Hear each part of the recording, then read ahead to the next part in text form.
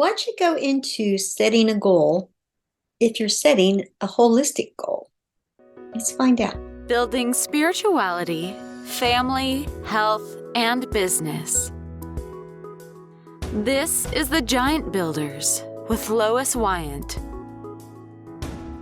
Hey, Giant Builders. I'm so happy that you're here, and I hope that you are following us on our social medias. So please click those, leave comments, and let us know what you think. Also, if you have anybody or you are somebody that you think would be a good guest for the Giant Builders, let me know.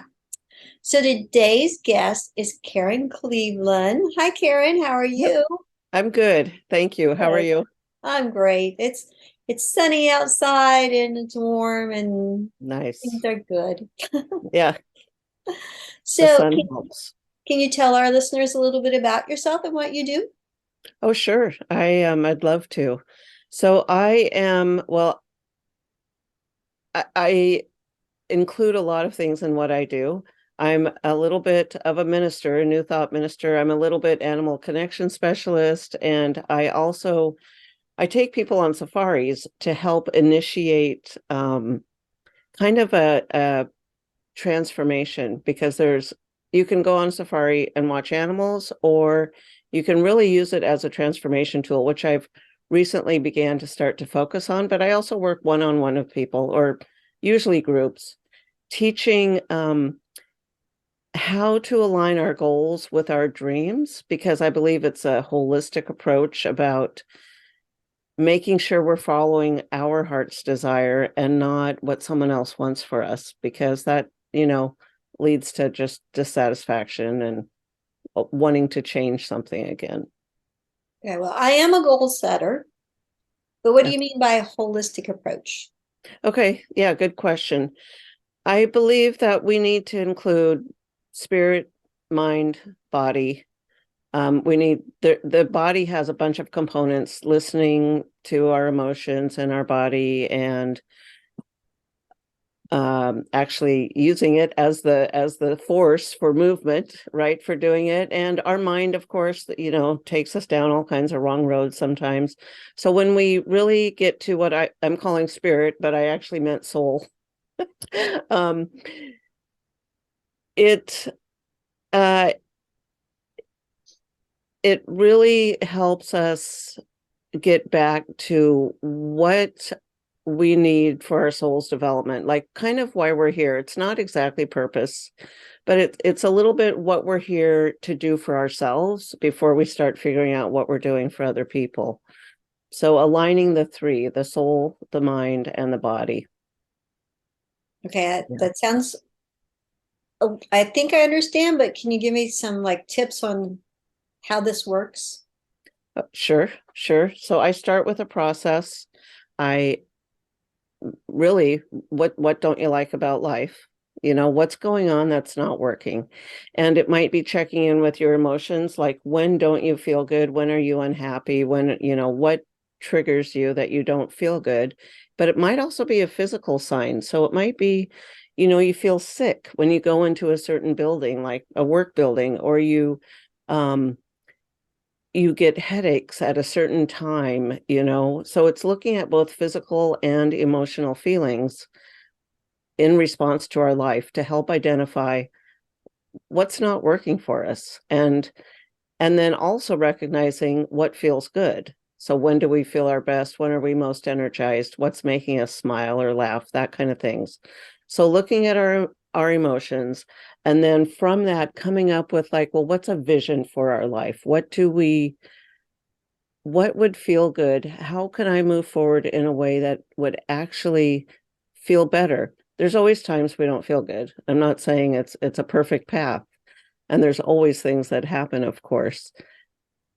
But moving forward in a direction that overall makes us feel better, I guess a better starting point, a more meaningful starting point for us than like struggling, than feeling bad about where we are in our life. So kind of a higher, better starting point.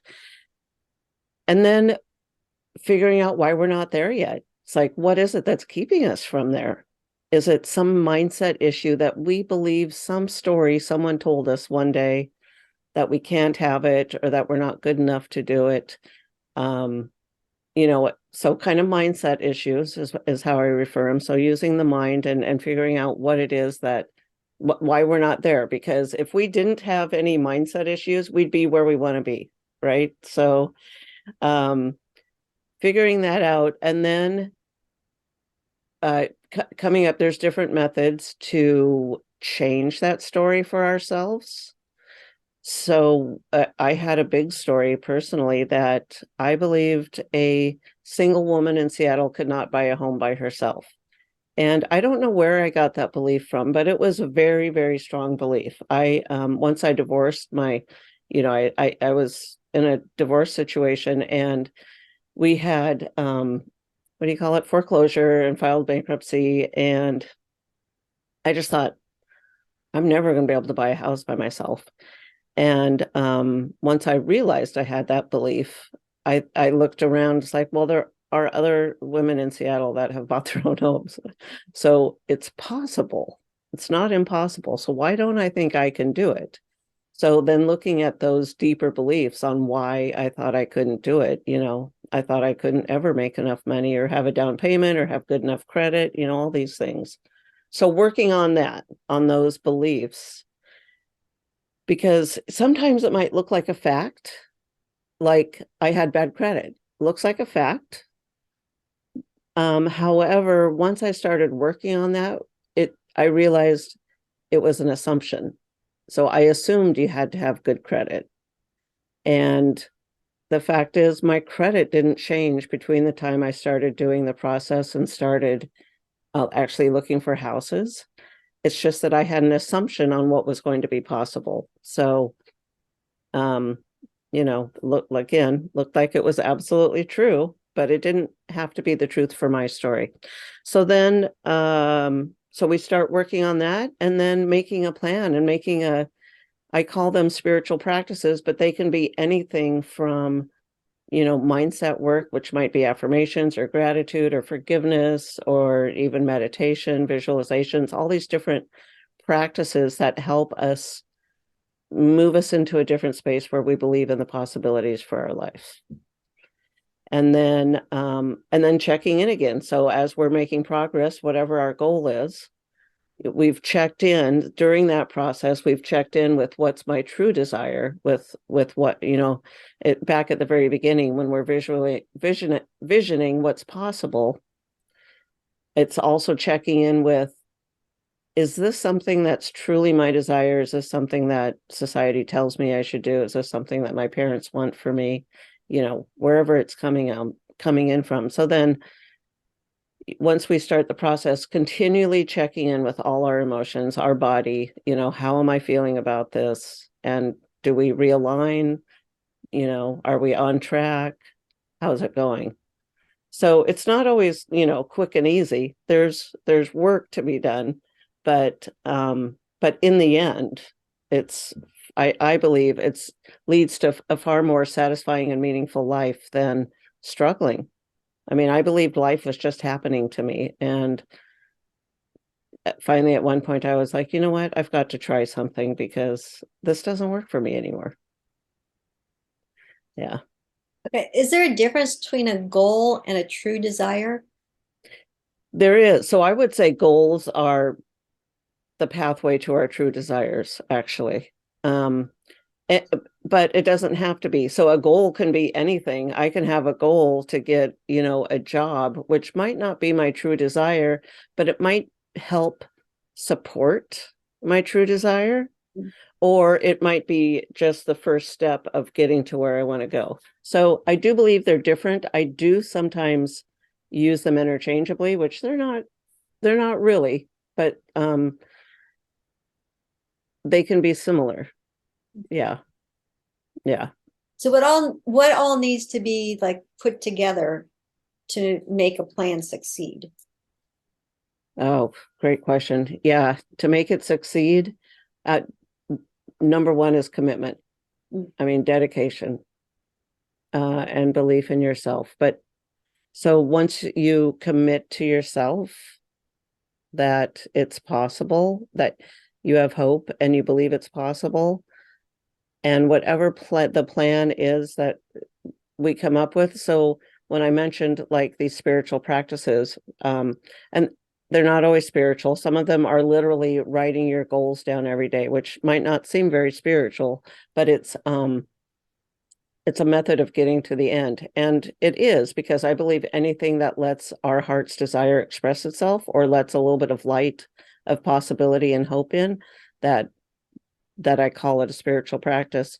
So so to answer your question, the dedication, making the plan, and making the plan according to you and the way you work. So what works for me might not work for you, and that's okay, but we'll try these different things, because we don't know what works for you if you don't know what works for you yet, right? So we try different things and then figure out what's going to work, at least for the next couple of weeks or month, give it a shot, and work the plan. But honestly, I think commitment to yourself is the number one priority. That's pretty Yeah. important. So you mentioned safaris. Can you expand on that for me? Oh, yeah, absolutely. What I've realized over the last several years, so I first went on a safari over 5 years ago, or I think even longer, but thinking I was going to go on this bucket list trip, once in a lifetime. I would come home and, show people pictures and then move on to the next thing.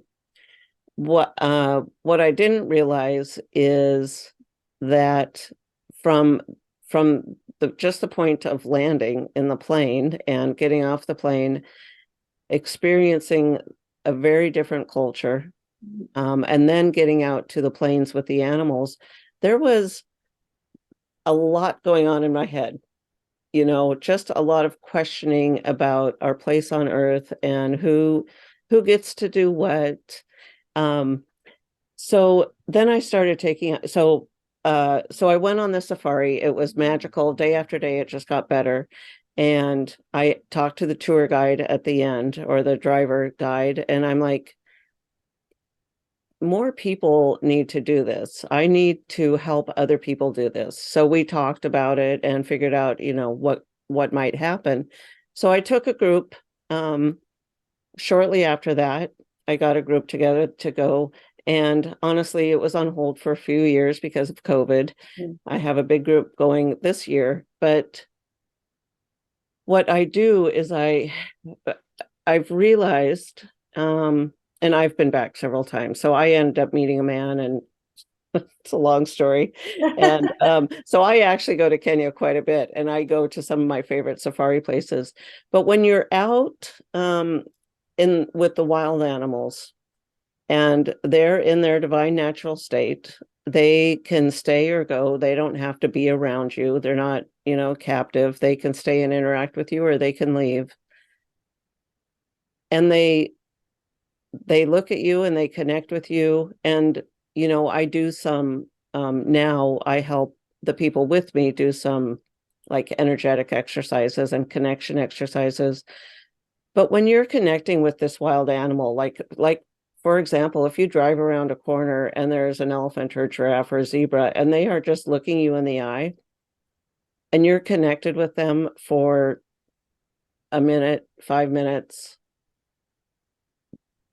your priorities in life begin to settle. So you begin to see, and this happens day after day, for a number of days, you begin to see what's not so important in your life, because these animals are living in the present always.